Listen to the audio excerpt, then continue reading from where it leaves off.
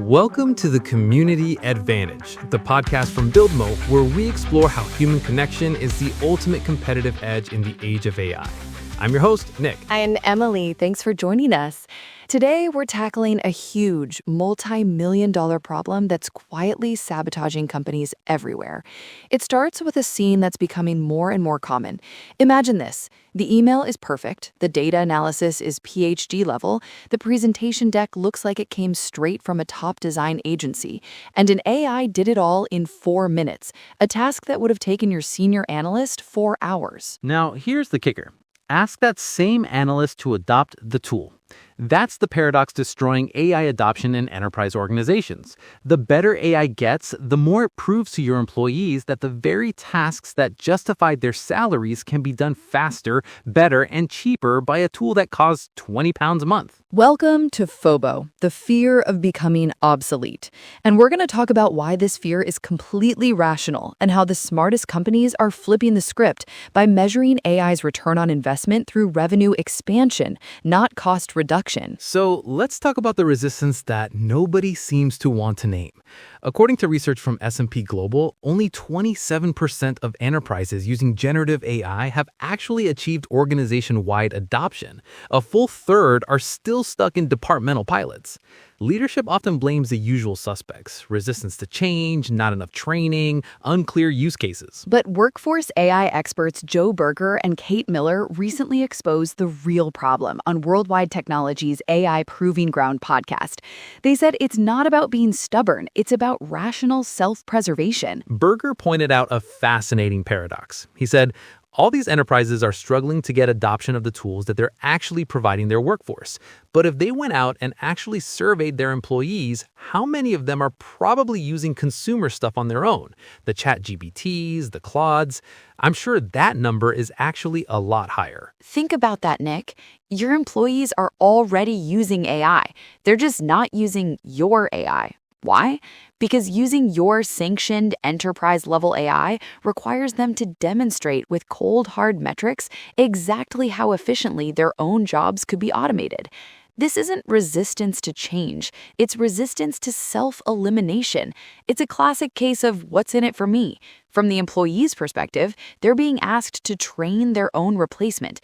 It's like a turkey voting for Christmas. The incentive structure is completely broken. Companies are dangling the carrot of efficiency and productivity, but the stick is the fear of redundancy. And fear is a terrible motivator for genuine, enthusiastic adoption. So this brings us to a fundamental choice every organization has to make. There are 2 ways to measure the return on investment for AI, and the path you choose changes everything. Path A is the one that sparks all the fear: efficiency through headcount reduction. The business case is all about cost savings, doing more with fewer people. The result, your best people, the ones with options, start looking for the exit. The rest, they slow walk the implementation. It's a recipe for expensive shelfware and a damaged culture. But there's path B: revenue expansion. Here, the goal is to do more with your existing people. Suddenly, AI isn't a threat, it's a career accelerator. Early adopters become internal heroes. You get real FOMO, fear of missing opportunity, instead of FOBO. And that's when you see real compounding ROI. Let me give you a concrete example of Path B in action. Worldwide Technology, or WWT, built an internal tool called the RFP Assistant. They get over 500 requests for proposals a year, and each one used to take 8 to 10 days of manual work. Their AI tool can now answer about 80% of the standard questions and finish a response in 24 hours. But here's the crucial part. They didn't lay anyone off. Instead, they started pursuing more deals. They saw a 10 to 12% jump in their RFP acceptance rates because the responses were better and more accurate. They even won a huge complex government contract they normally would have passed on, all because the AI did the heavy lifting, freeing up the team to handle the complex, high-value parts. The team didn't shrink, the revenue grew. That's how you do it. This dynamic is especially critical in sectors like financial services. Compliance teams are drowning in regulations. AI can help them manage the workload without burning out. Relationship managers are stuck doing admin for 60% of their time. AI can free them up to focus on clients and manage larger portfolios. The industry is also facing a talent crisis. The winning story isn't about cost cutting. It's about attracting and retaining top talent by promising to make them 10x operators with AI. In this environment, framing AI through cost reduction is organizational suicide. Framing it through capacity expansion is a massive competitive advantage. So, if the WWT case study shows us the what, we need to talk about the how. The difference between a 15% adoption rate and an 80% rate isn't the technology, it's the human infrastructure. There are three elements that most companies completely miss. First is the behavioral proof of concept. Most pilot programs test if the AI can work. The real question is whether people will use it voluntarily. This means you have to go department by department, find a specific workflow, and introduce AI in a way that enhances what they do without threatening them. It's about finding a small, obvious win that makes an employee's life easier, not making them feel like they're training their replacement. This is where we at BuildMoat come in. We focus on that invisible middle layer, the human infrastructure that turns the fear of becoming obsolete into the fear of missing opportunity. Our approach is different. We don't run a tech pilot. We run a people pilot. We embed with one department and focus on one workflow to find the use case where AI adds obvious value without the threat. We build the behavioral proof of concept, establish that human layer of peer champions, and create the hero narrative. At the end of 30 days, you have employees who are voluntarily using AI and advocating for it. That's the foundation you can scale from. The second element is the human layer. Let's be honest, when you have a question at work, you don't consult a tool first. You ping a friend. Technology doesn't drive adoption. Trusted peers do. This is why you need a network of champions embedded in each team. When the person you trust tells you, hey, you should ask the AI tool that question, you're halfway there. This is especially important for mid-career and senior employees. They have the institutional knowledge, but they might feel threatened by younger AI-native colleagues. But when you make that 50-year-old expert the champion, give them status, recognition, and security, they become the bridge. They show everyone that AI is a tool for enhancing expertise, not replacing it. The third and maybe most powerful element is creating operator narratives that scale.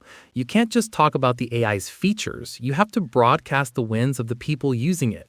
You have to find your early adopters and make them heroes. The story can't be, we deployed an AI that improves efficiency by 50%. It has to be, Sarah used the AI to handle standard client responses, which freed her up to focus on that complex government RFP. We won £2 million in new business, and Sarah just got a promotion. You show people a pathway to career progression through AI, not termination because of it. That's how you get organic growth. It's internal marketing, and the product you're selling is success. Now, let's address the elephant in the room. AI does create efficiencies, and that eventually impacts headcount. Pretending otherwise is dishonest. But the smart play here is embracing natural attrition over active cuts. Joe Berger from WWT put it perfectly. He said, "We didn't use AI to replace a job, but we also didn't hire additional resources because AI required us not to have to."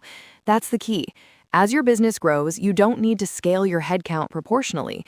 Over 2 or 3 years, as people naturally leave or retire, you simply don't backfill every role. This approach is powerful because it means nobody gets fired for using the tool that leadership pushed on them. It completely removes the fear barrier. Existing employees see a future where they get to work on more complex, more interesting problems, and the company's revenue per employee, the metric that really matters, goes up. But this only works if leadership is transparent about the strategy from day one and invests in upskilling and internal mobility for their teams. When you really sit with it, FOBO is not irrational at all. It's the most human response you could have to this moment. People are not scared of learning new tools. They're scared of what those tools say about their relevance, their future, and the years they invested becoming good at what they do. When a system can suddenly perform in minutes what took someone a decade to master, the fear is not about technology, it's about identity. And that's the part most organizations completely miss.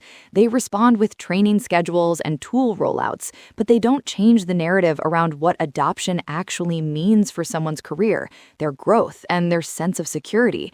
So employees are left filling in the blanks themselves, and the story they tell themselves is usually a frightening one. Exactly. The transformation only really begins when leadership reframes the entire conversation, when AI stops being positioned as a cost efficiency exercise and starts being presented as a personal and professional opportunity. When people begin to experience that the more they use AI, the more valuable they become, the more interesting work they're pulled into, the more opportunities open up for them, that's when FOBO quietly turns into FOMO. Because the emotional switch is profound.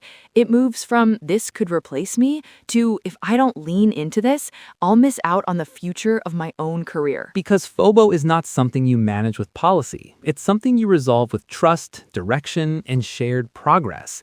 So if FOBO is showing up in your organization and you want to help your people turn that fear into excitement and momentum, head to buildmoat.co.uk and register for the BuildMoat workshop. And the organizations that succeed don't get there by accident.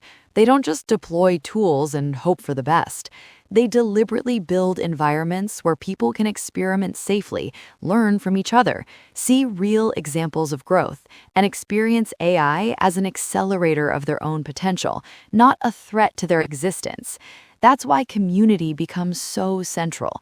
It's where fear dissolves and momentum is built. Ultimately, every company deploying AI is at a fork in the road. One path is measuring ROI through cost cutting. It creates fear, wastes money on failed pilots, and hurts your culture. The other path measures ROI through capacity expansion and revenue growth.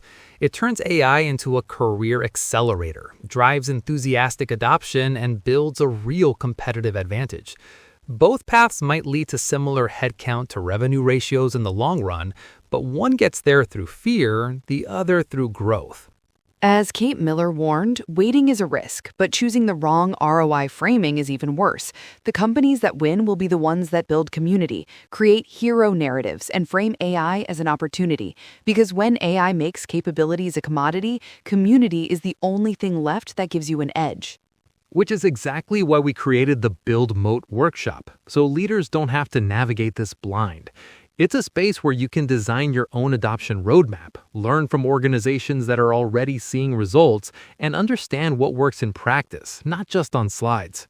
If you're responsible for AI adoption, culture transformation, or workforce strategy, this is for you. You will leave with clarity, structure, and real examples of how to drive usage in ways that actually stick.